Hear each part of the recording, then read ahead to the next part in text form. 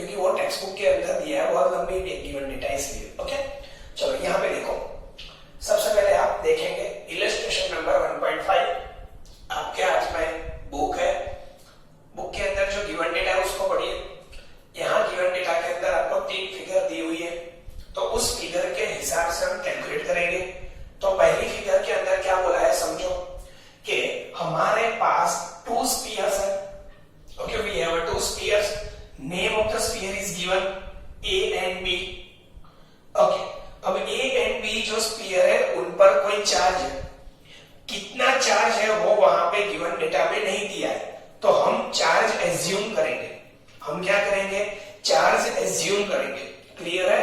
Okay, उसके बाद given data में देखो दोनों स्फीयर के बीच का जो डिस्टेंस है वो 10 सेंटीमीटर है, तो 10 सेंटीमीटर डिस्टेंस पे हमारे पास 2 स्फीयर्स अवेलेबल है। दोनों स्फीयर मेटालिक स्फीयर है। ओके, मेटल क्या होता है? Conductor of the charge. Metal पे चार्ज कंडक्ट कर सकता है, चार्ज मूव कर सकता है, और दोनों को नायलॉन थ्रेड से कनेक्ट किया है। ओके, क्लियर है? अब देखो यहाँ पे जो 10 सेंटीमीटर है डिस्टेंस, अब नायलॉन थ्रेड क्यों लिया है? तो नायलॉन थ्रेड लेने का रीजन वो है कि नायलॉन थ्रेड जो है वो इंसुलेटेड टाइप होता है। ओके, तो इंसुलेटर के कारण क्या होगा? जो भी चार्ज यहाँ पर मेटल पे है, स्पीयर पे है, वो स्पीयर पर ही रहेगा, स्पीयर से ऊपर थ्रेड पे नहीं जाएगा। यहाँ पे हैंडल भी इंसुलेटर ही है, जैसे चार्ज यहाँ पर आएगा तो वो चार्ज स्पीयर पर ही रहेगा, स्पीयर से कहां नहीं जाएगा? हैंडल पर नहीं जाएगा। बोलो क्लियर है? ओके, दोनों स्पीयर पर कोई चार्ज है। अब गिवन डेटा में आगे पढ़ो क्या दिया है। फिगर बी के हिसाब से जैसे A and B same sphere है, यानी कि उनकी रेडियस जितनी है उतनी ही रेडियस वाले 2 और स्पीयर लिए जिनका नाम है sphere number C, sphere number D. अब क्या किया जाता है? सेम स्पीयर है, दोनों स्पीयर ए एंड सी को एक दूसरे के साथ कांटेक्ट करवाया जाता है। बी एंड डी दोनों को भी एक दूसरे के साथ कांटेक्ट करवाया जाता है। उसके बाद सी एंड डी स्पीयर को रिमूव किया जाता है। अब ए एंड बी को एक दूसरे से 5 सेंटीमीटर अवे रखते हैं, तो ए एंड बी के बीच में कितना फोर्स लगेगा? हमारा क्वेश्चन क्या है? Find the force for the figure C. अब डेटा बढ़ दो, डेटा के अंदर आपको पता चल जाएगा। तो सबसे पहले मैं क्या करूंगा? फिगर ए के अंदर कितना फोर्स लगता है फाइंड कर लूंगा, फिगर सी के अंदर कितना फोर्स लगता है वो फाइंड करना है। या फिर हम ऐसा भी बोल सकते हैं condition number A and condition number C के बीच में जो फोर्स लग रहा है दोनों का क्या फाइंड करो? रिलेशन फाइंड करो। ऐसा भी क्वेश्चन है। ओके, तो सबसे पहले फिगर ए के हिसाब से क्या होगा? तो QA जो भी चार्ज स्पीयर ए पर है उसे हम बोलेंगे QA, एंड जो भी चार्ज स्पीयर बी पर है उसे हम बोलेंगे QB। यहाँ पे हमें दिया नहीं है तो हम कंसीडर करेंगे कि suppose QA is equal to Q and QB is equal to Q dash. दोनों के बीच का जो डिस्टेंस है वो डिस्टेंस कितना है? Distance R is equal to 10 centimetre. बोलो क्लियर? अब हम क्या करेंगे? फोर्स फाइंड करेंगे। क्या फाइंड करेंगे? फोर्स। फोर्स के लिए हम जानते हैं हमारे पास कौन सा रूल है? Coulomb's law. Okay, Coulomb's law के हिसाब से फोर्स फाइंड करेंगे। दोनों के बीच में कोई मीडियम नहीं है। क्या दिया है? एयर दिया हुआ है। बोलो क्लियर है? ओके, उसके कारण हम फोर्स फाइंड करते हैं। Force F is equal to K। बोलो कि कौन से चार्ज के बीच में फोर्स लग रहा है? A and B। तो मैं Q1 एंड Q2 क्या हो जाएगा? फर्स्ट नंबर का चार्ज, Q2 यानी सेकंड नंबर का चार्ज। यहाँ पे first number charge is charge on the sphere A, charge on the sphere B। तो K QA QB upon R square. बोलो क्लियर? चलो यहाँ पे वैल्यू पुट करो। K QA की जगह Q, QB की जगह Q dash upon R square. तो this is the force in condition number 1 between sphere A and sphere B. Okay, अब यहां पे देखो क्या होगा, यहां पर हमने दो स्पीयर को एक दूसरे के साथ कांटेक्ट में लाया है। ए को कांटेक्ट किया सी के साथ, बी को कांटेक्ट किया डी के साथ। जब हमने कांटेक्ट किया उससे पहले ए पर कितना चार्ज था Q और बी पर कितना चार्ज था Q डैश। क्लियर? ओके, तो यहां पर Q था, यहां पर Q डैश था कांटेक्ट करने से पहले। और C और D डेटा में पढ़ो, C और D के पास कितना चार्ज था, तो उन दोनों के पास चार्ज नहीं था, यानी इनका चार्ज कितना हुआ 0, इसका चार्ज कितना हुआ 0। अब हमने क्या किया, दोनों को कांटेक्ट करवाया। कांटेक्ट करने के बाद C एंड D को हमने रिमूव किया। अब ये जो कंडीशन है, इस कंडीशन के अंदर क्या होगा, तो हमने charging of the body. Okay, charging वाली थियरी में हमने क्या पढ़ा था, दोनों सेम स्फीयर है, सेम स्फीयर को एक दूसरे के साथ कांटेक्ट में लाएंगे और उनका कांटेक्ट रिमूव करेंगे तो कितना चार्ज आएगा। तो बोलो क्या सिखाया था मैंने, कांटेक्ट करने से पहले दोनों स्फीयर पर जो चार्ज है उनका एडिशन करेंगे, एडिशन के बाद उसको 2 से डिवाइड करेंगे। ओके, तो क्या करेंगे, आफ्टर कांटेक्ट चार्ज ऑन ए। बोलो क्लियर, ए एंड सी। क्यों? क्योंकि दोनों पर कितना चार्ज आ जाएगा, सेम। कितना आएगा? ओके, अब ए जो चार्ज है ए एंड सी, उसको मैं बोल दूंगा क्यू ए डैश। ओके, अब इस पर जो चार्ज है उसको क्या बोलेंगे, क्यू ए डैश, और इस पर जो आएगा उसे क्या बोलेंगे, क्यू बी डैश। तो Q A dash charge on sphere A after contact, removing the contact. Okay, यहां पे मैं डिटेल में लिखता हूं, after removing the contact, after removing the contact. बोलो क्लियर है? ओके, कितना है, दोनों का addition divide by 2, Q plus 0 divide by 2। बोलो कितना आ जाएगा, Q by 2। Okay, same condition on charge A and C and B and D। Okay, B and D के लिए क्या है, तो उनका चार्ज है, उनको हमने क्या बोल दिया, QB डैश। QB डैश यानी क्या हो गया, after removing charge on sphere B। Okay, sphere B को किसके साथ कांटेक्ट में लाए, स्फीयर D के साथ। ओके, स्फीयर B पर कितना चार्ज था, Q डैश, D पर कितना था 0 डिवाइड बाय 2। क्या हुआ, Q डैश डिवाइड बाय 2। तो एक क्या किया, जब भी हम 2 स्फीयर को एक दूसरे के साथ कांटेक्ट में लाएंगे और कांटेक्ट को रिमूव करेंगे, रिमूव करने के बाद कितना चार्ज होगा दोनों स्फीयर पे, कांटेक्ट करने से पहले जो चार्ज था दोनों का एडिशन डिवाइडेड बाय 2। इसको याद रखना, इस एग्जांपल के अंदर बहुत ही जरूरत है।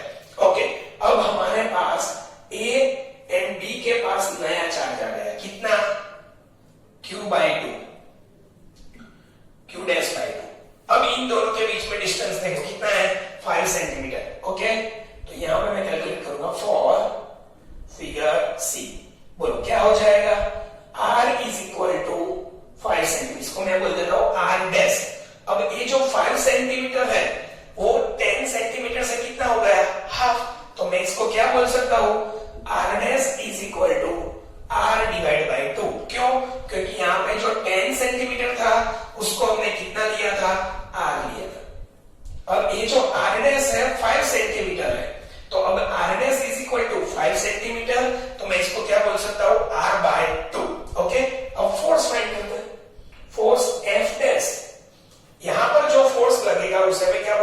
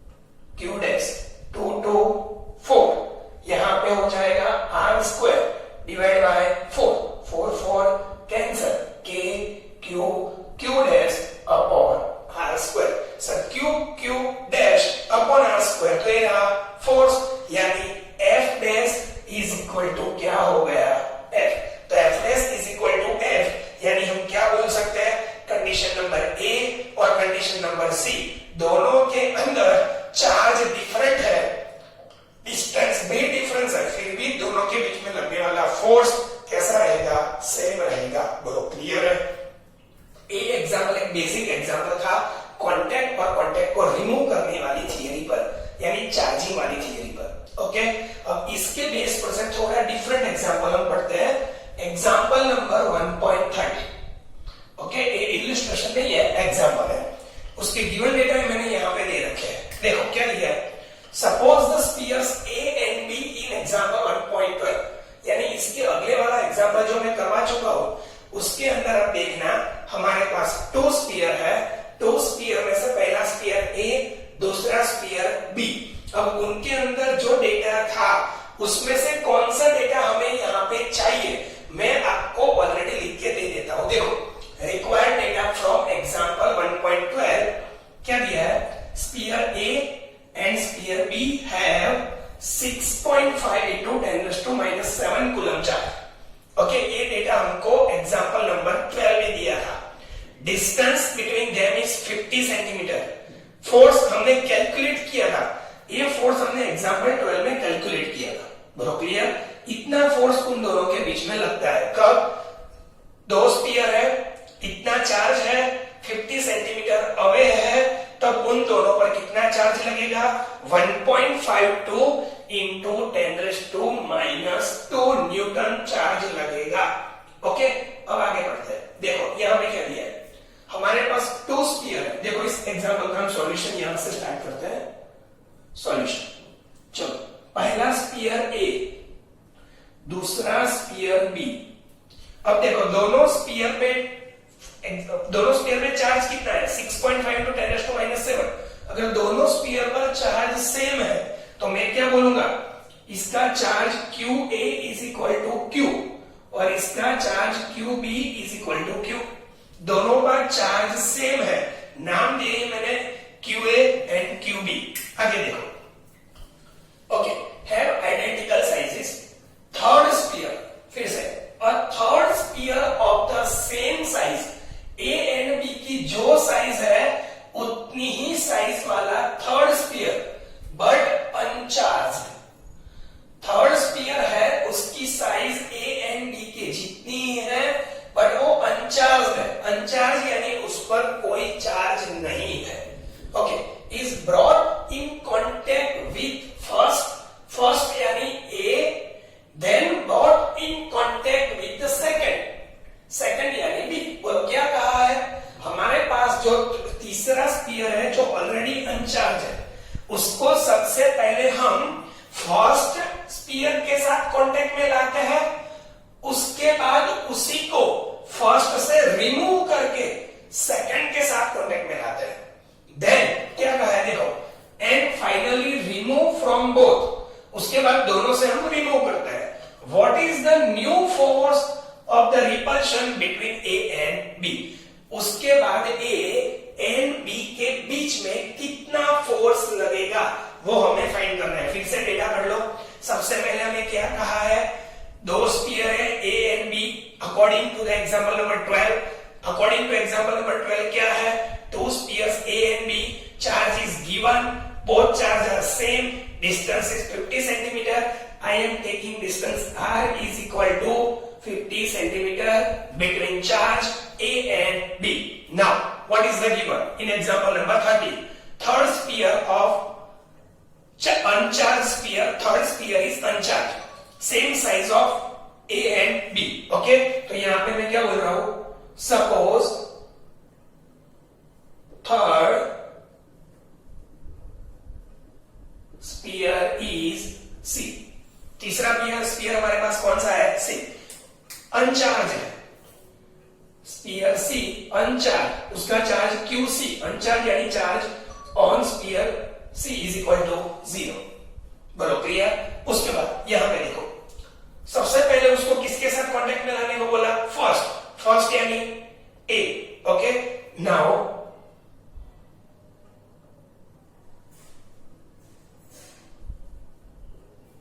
contact of C with A। Okay, चलो देखो, स्फीयर नंबर C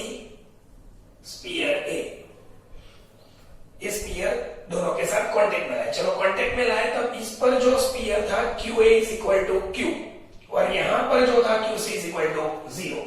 अब कांटेक्ट को हम रिमूव करते हैं।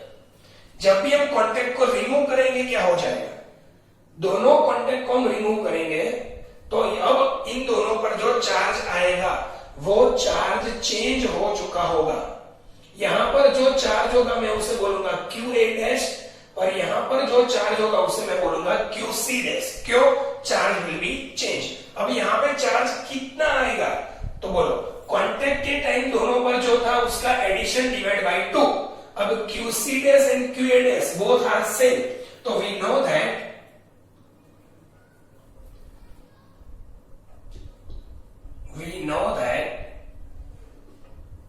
QC dash is equal to QA dash। दोनों सेम आएंगे। कितना?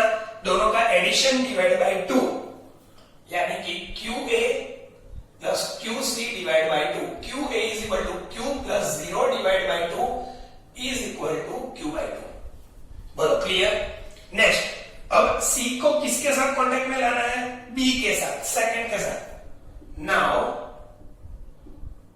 keep contact between C and B। अब हम किसके साथ कांटेक्ट में लाएंगे? B के साथ। ओके, चलो देखो यहां पे sphere C and sphere B। B पर कितना चार्ज है? Q, हमें पता है Q चार्ज है। अब C जो है हमने डायरेक्टली B के साथ कांटेक्ट में लाए? नहीं, आफ्टर कांटेक्ट विथ A। तो A के साथ कांटेक्ट किया उससे पहले C पर रहने वाला चार्ज 0 था, but after removing the contact of A क्या हो जाएगा? C पर रहने वाला चार्ज अब 0 नहीं रहेगा, वो कितना हो जाएगा? Q by 2। बोलो क्लियर? ओके, तो क्या हुआ? C अनचार्ज नहीं है, C हैज द चार्ज कितना? Q by 2। तो now QC dash is equal to Q by 2। Okay, अब इन दोनों को क्या करता है? कांटेक्ट दूर करता है, दोनों का कांटेक्ट कैंसिल करता है, कांटेक्ट रिमूविंग। ओके, तो C पर अब कितना चार्ज आएगा और B पर कितना आएगा? तो B पर जो चार्ज आएगा उसे मैं बोल देता हूं QB डैश। C पर जो आएगा ऑलरेडी उसका नाम हमने QC डैश रखा हुआ था, तो इसको मैं बोलता हूं QC डबल डैश। अब A कितना होगा? A कितना होगा हमें तो पता है, दोनों सेम होंगे, तो यहां पे मैं क्या लिख सकता हूं? वी नो दैट, बोलो क्या होगा? आफ्टर रिमूविंग कांटेक्ट दोनों पर चार्ज सेम हो जाएगा। QC double dash is equal to QB dash. कितना कितना हो जाएगा? दोनों का एडिशन डिवाइड बाय 2। चलो यहां पे QC dash plus QB divide by 2। चलो QC डैश कितना था? Q by 2। QB कितना था? Q divide by 2। बोलो क्लियर है? ओके, चलो अभी यहां पे सिंप्लीफिकेशन करते हैं।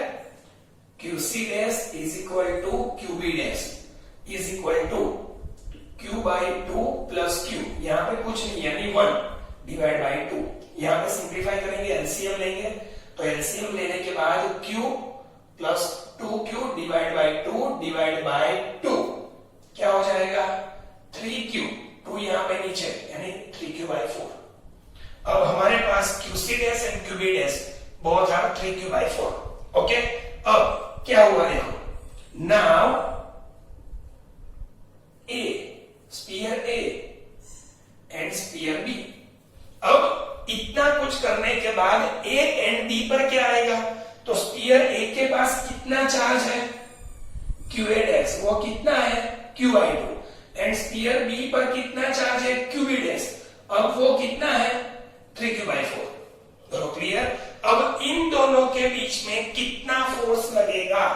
डिस्टेंस 12 में जो दिया था उतना ही, यानी पहले जो डिस्टेंस है 50 सेंटीमीटर, चार्ज इतना है, तब जो फोर्स लग रहा था वो ये था। अब कितना फोर्स लगेगा?